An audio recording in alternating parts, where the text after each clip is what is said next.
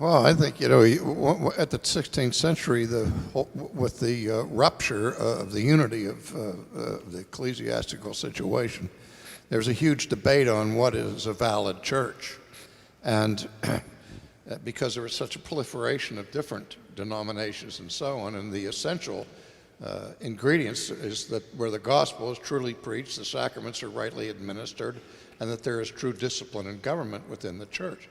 And so I think that's where you begin. You want to make sure that the gospel is truly being preached. A church that is not preaching the gospel is not a good church. It's an apostate thing. And if the sacraments are being mutilated, that's also a very serious sign of apostasy. And if there's no discipline.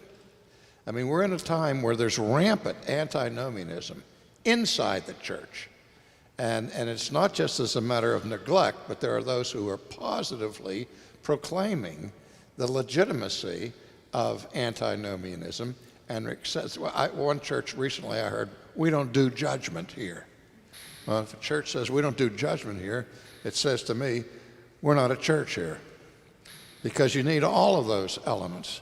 And you say, if you want to find a good church, those are the elements. And you ask me, where do you find that church?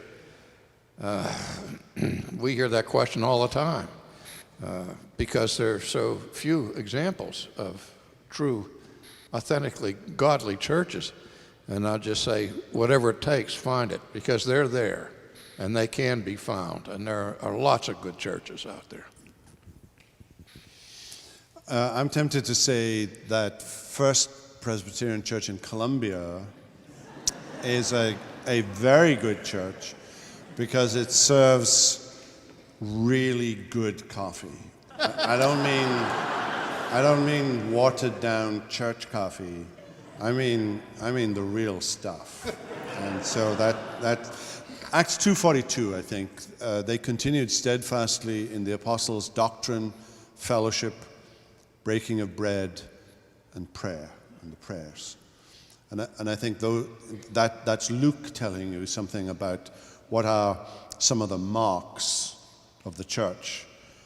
One Holy Catholic Apostolic would become marks of the church, the right preaching of the word, the right administration of the sacraments, church discipline would become Reformation attempts to say what makes a good church. 9 marks today, Mark Dever's organization and so on.